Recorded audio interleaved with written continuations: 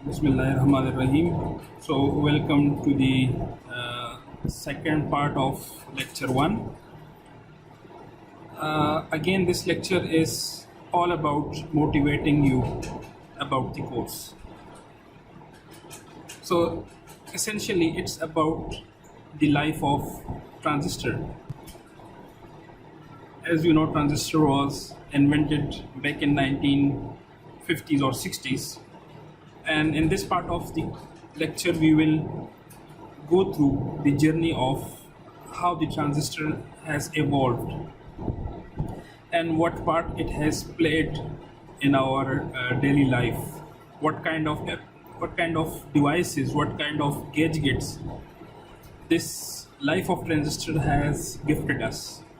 So, in the first slide, it is shown that how the microprocessors that you all use have evolved over the time in terms of transistor count. On the y-axis, you have transistor count, so the number of transistors, and on the x-axis, you have the year, so date of introduction. And you see, if we start from 1971 to 2015, there is a huge explosion in the number of transistors on a chip.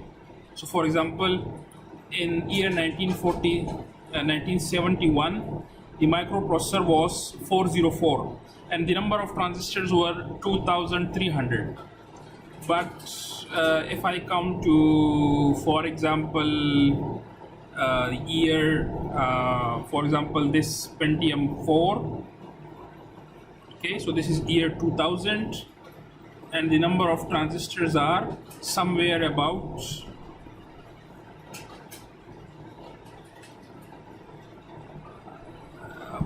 I think 40 or 50 million transistors. So this curve is the curve for what is known as Moore's law. Moore's law. So Moore was a person. He was actually the CEO of Intel.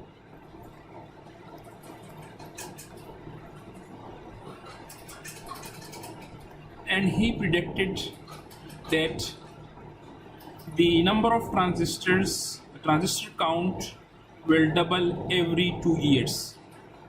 So the number of transistors on a chip will double every 2 years, and this is called Moore's law. And essentially, if you look at this curve is following the Moore's law. So this is the path that the transistor has followed over the years until recently, until 2015, and later in this slide we will see that now it is beginning to slow down, and we will discuss that part.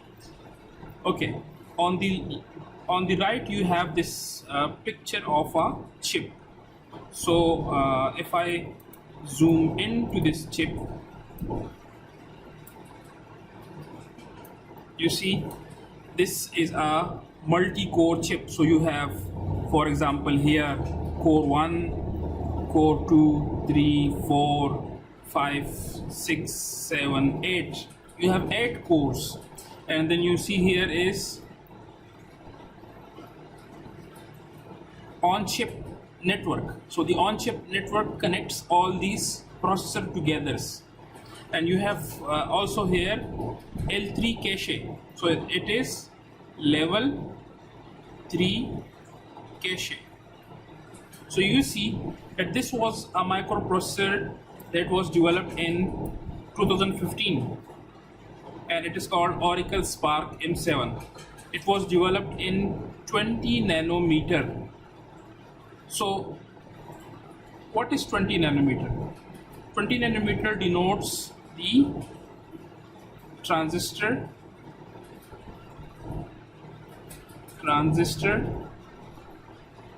gate length. Okay, so if you consider the transistor like this, so this is your substrate, this is your, for example, source, this is your drain, and here is your gate. So this is called LG, or channel length. So in 2015, the Spark M7 microprocessor was using transistors whose value for LG was 20 nanometer, and this was back in 2015. If you check now, so the value of LG in 2020, the LG will be around 7 nanometer, maybe below 10 nanometer. So what this means is, over the year,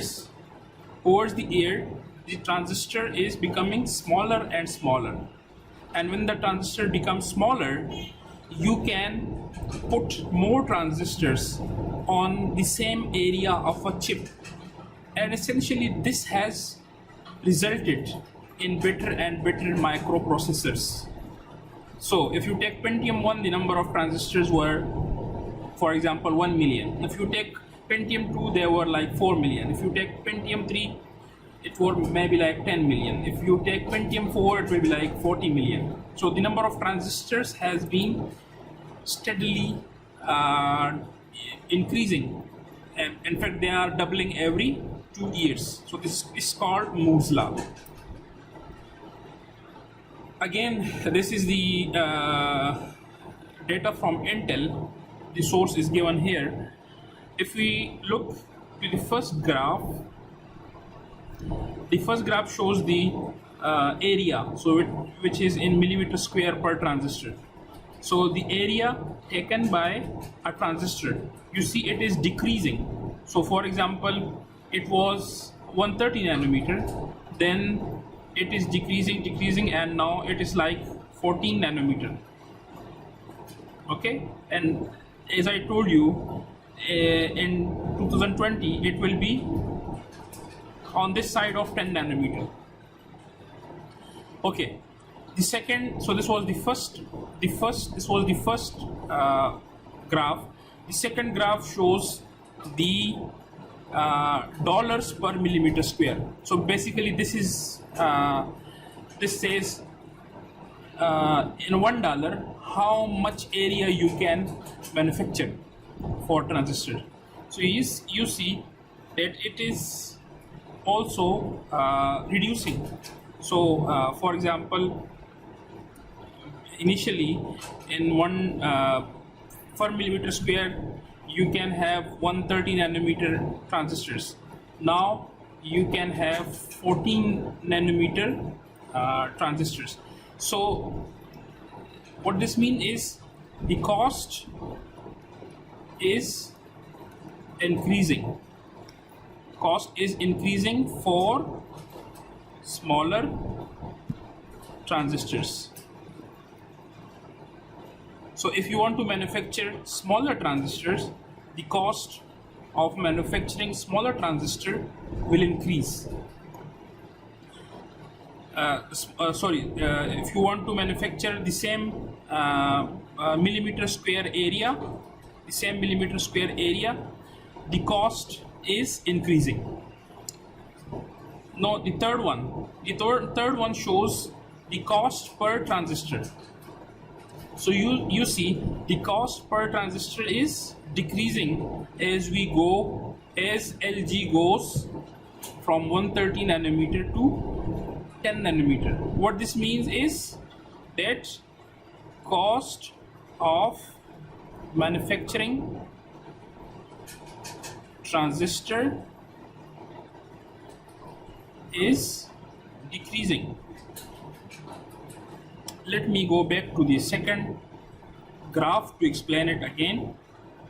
So the second graph, this shows cost of millimeter square area is increasing. The reason is that it is difficult to manufacture smaller transistors in the same area. But because of the first graph, the number of transistors are increasing, so the cost per transistor is decreasing. Okay, so again it shows the trend. The last graph was until 2015. Now this one is 2020 and beyond. So if you keep on increasing, so you see the size is 10 nanometer, and then it is 1 nanometer, and then 0.1 nanometer. Okay, so these are called, if you go beyond 10 nanometer, these devices becomes quantum devices, and below 1 nanometer, 0.1 nanometer is the size of atoms. So obviously you cannot make transistor smaller than the atom. So there is a fundamental physical limit, fundamental physical limit to which transistors can be made smaller. So you cannot make it smaller than atoms. Okay, so essentially there will be a time when the semiconductor industry will stop reducing the size of transistors. But remember, this is what has happened until 2020 or 2015. Beyond 2020, they will hit this physical barrier. Okay. Now again, Moore's law impact on Intel microcomputers.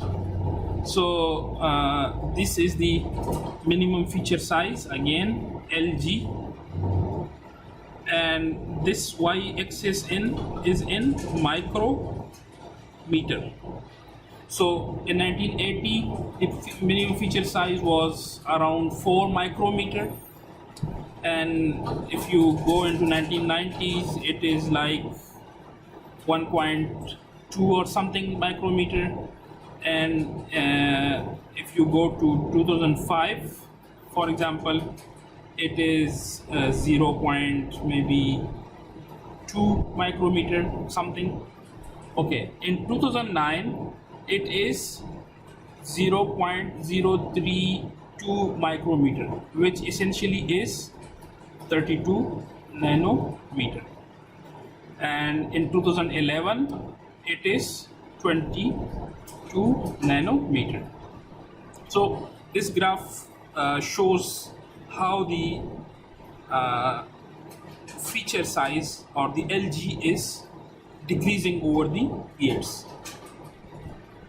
So in the above graph also, in 2011 we have 22 nanometer, in 2013 we have 14 nanometer, in 2015 onwards we have 10 nanometer, 7 nanometer and 5 nanometer. Okay.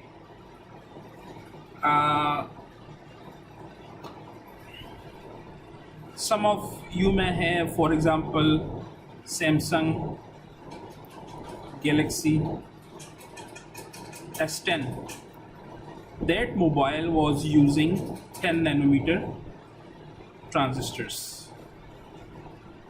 Okay. So scaling. So scaling, by scaling means we mean the reduction of LG, making transistors smaller and smaller. So we have two kinds of scaling. One is geometric scaling, and geometric scaling means the physical shrinking of Lg, of the dimension of transistor. And we have equivalent scaling, which means the three-dimensional structure is improved, maybe by new material. So for example, we may add some new material to the manufacturing phase, which may enhance the electrical properties. Okay, so this is called equivalent scaling.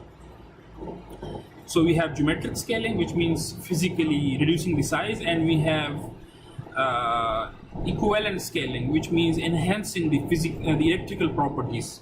And when you enhance the electrical properties, maybe it conducts the current in a better way, or maybe the leakage current reduces. If the leakage current reduces, the power consumption will be reduced. Okay. And design for equivalent scaling means to employ techniques at the design level that enable high performance, low power, low cost techniques. So these techniques can be, for example, at circuit level, not at transistor level, but maybe at circuit level. You employ some techniques. For example, you may note that some part of the circuits are not active all the time, and you may decide that that part of the circuit can sleep. Okay, so this is what happens, for example, in your laptop. If you are on battery and you are not using it for some time, the software of your laptop may decide that the system should go to sleep. So basically it is improving your battery life. So this is 20 nanometer 3D FinFET. Okay, so in the last slide we said equivalent scaling. So this was a new kind of transistors that was introduced by Intel. Okay, and this was introduced for 20 nanometer. And how this transistor is different is given in this structure. You see, normally this part is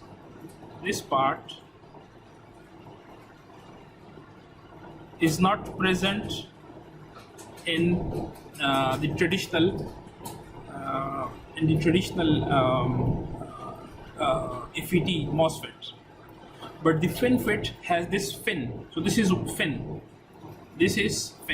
and what this fin does, this fin enhances the electrical properties. This is another FinFET which has 1, 2, and 3 fins. So you see the physical structure, the channel length, which is this one. You see the channel length is between the source and drain. So it is between, that is the drain on the other side, that is the drain. So this is the channel length.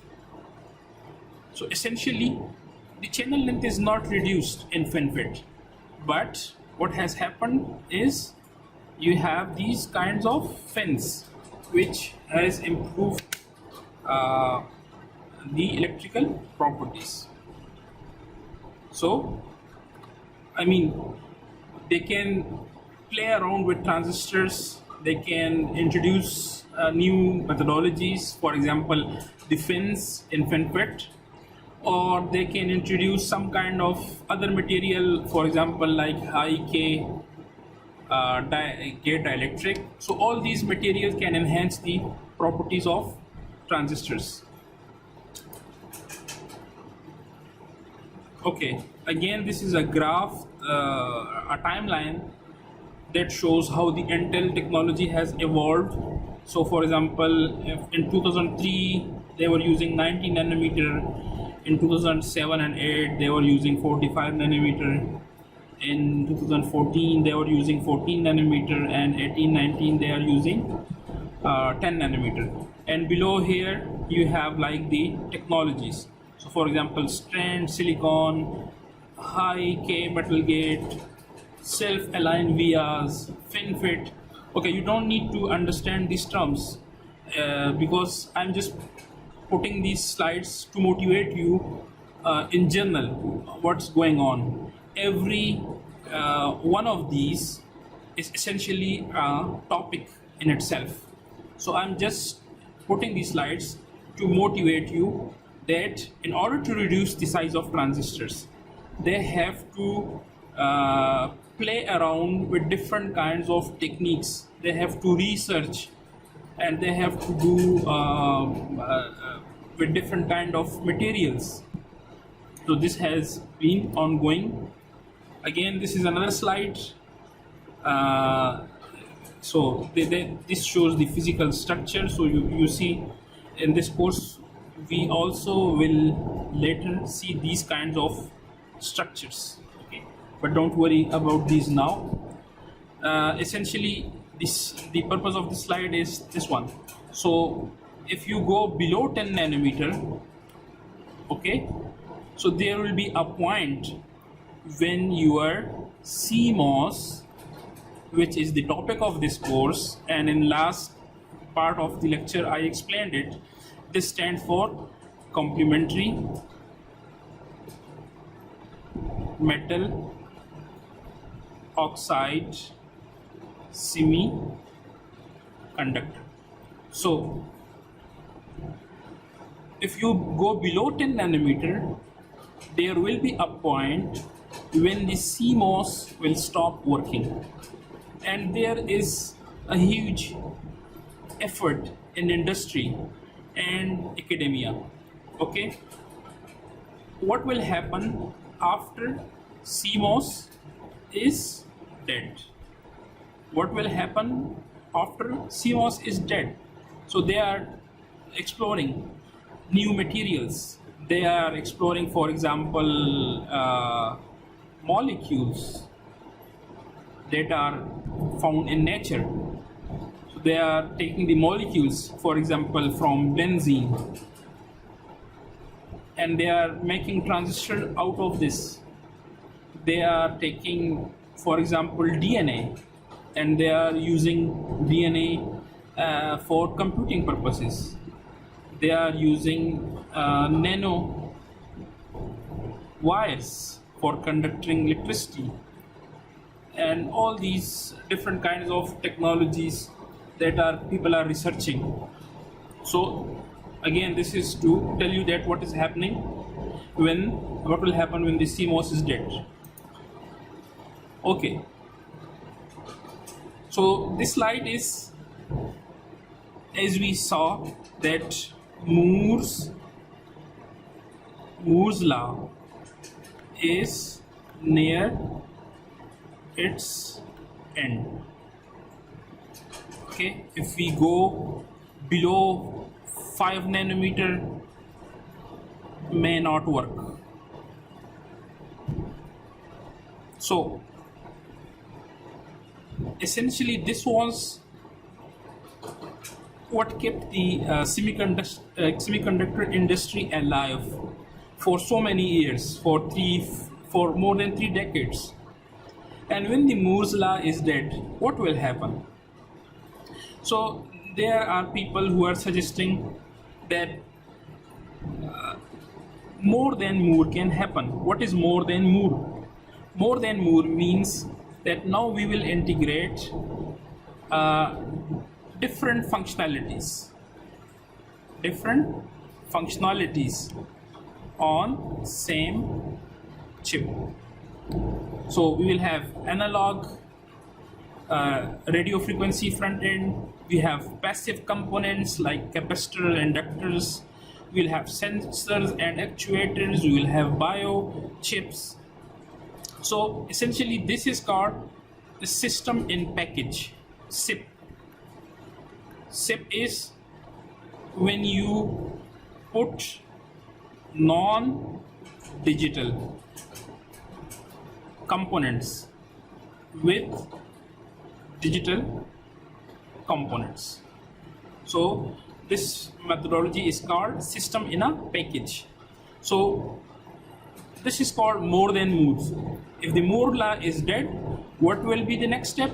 We will integrate different kinds of functionalities which usually have separate chips for it, but now those separate chips will go inside the system in package, and the system in package will be a small chip which is integrating different kinds of chips inside it. And in this way, whenever you do this integration, you save a lot of power, you save a lot of money. So this is what going to be happening. And this one shows more Moore. More Moores mean miniaturization. So you see on this side you have what will happen if we continue along this path. So we will be integrating more and more components, digital contents on a system on a chip. SoC, system on a chip. So when you go along the downwards Y direction, you will put more and more components, digital components on a chip, and that is called SoC. And when you integrate analog components, that is called SIP. Okay, so we can combine the SoC and SIP together, and this is the future. So the future will be this: you will have a chip that will have both analog and digital components on the same package, in the same chip.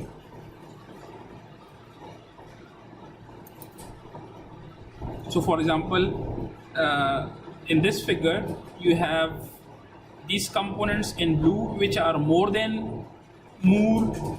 They are in blue, so the power management is analog, the interface is analog, and the digital signal processing and storage is more than Moore, which is digital.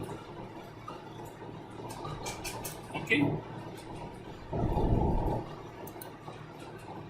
and this trend is what is going to happen because our society has evolved. We want health systems to be really interactive. For example, we want that there should be digital systems that can take care of our elders. There are digital systems that can take care of the kids.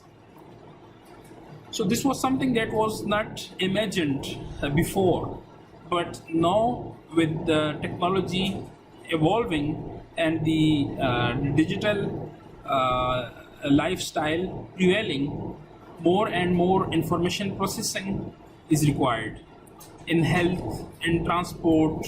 So for example, in transport you want that you should have automatic for example lane warning systems. So if your car goes out of the lane, so the digital computer inside your car should let you know, it should warn you. You may also have in your car, for example, what is called driver assistance system. So for example, if the driver is feeling sleepy, your car should know that the driver may get into a serious accident. It can be life-threatening. So all these requirements were not present 10 or 20 years ago, but now due to the behavioral changes in humans, and these behavioral changes are due to the technology evolution. these things are becoming requirements, and that's why more than Moore and more Moore will both work. They will work in coordination. So the future systems will be more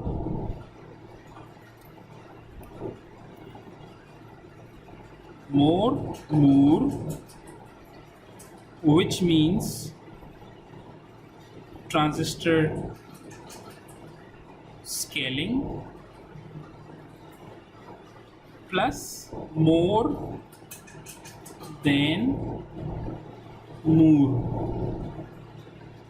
which means diversification of functions, analog components for different purposes like communication, for sensing, for all these things. Okay, so these are the general trends. So on this side we have the trends, and on this side we have the consequences. So higher integration level means exponentially increased components. For example, transistors per chip. What is the result of this? The result of this is higher speed. So if you have smaller and more transistors per chip, you will have higher frequency. The frequency will go up. And also you can do parallel processing. Okay,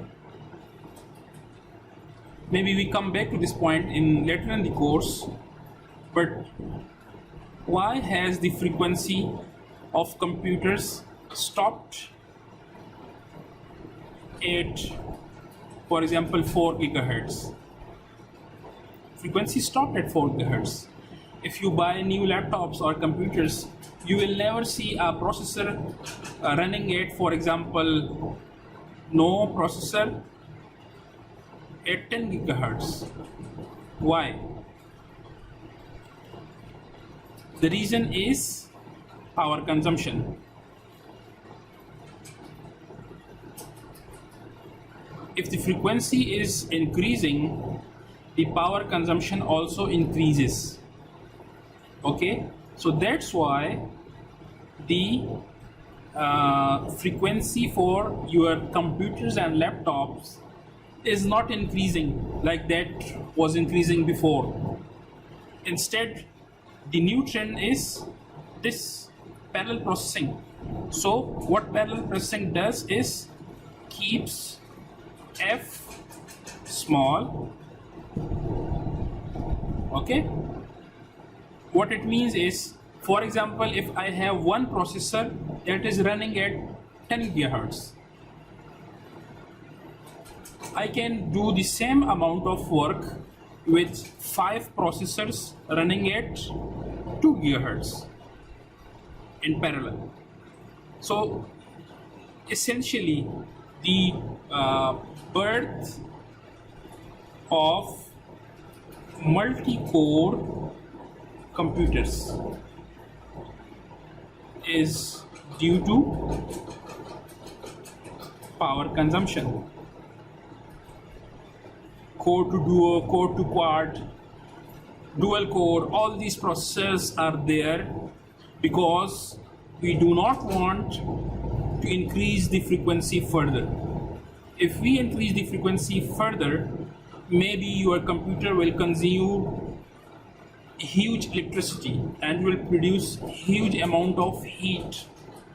Okay, so that's why the industry has shifted from a single unicore processor to multi-core processors in order to keep the power consumption in control. We have performance scaling, which means geometrical and equivalent scaling. And remember, geometrical scaling was the physical shrinking of LG, and equivalent scaling was the innovation. For example, the fins and fin fit. And what happens with performance scaling is these things. They increase the compactness and weight. So you can put more transistors and more functionalities in the single chip. And system implementation. By system implementation, we means SoC or SIP, which we have discussed. And what is the result of that? The result of that is lower cost. So decreasing cost per function. So that was for this part of the lecture. See you in the next lecture.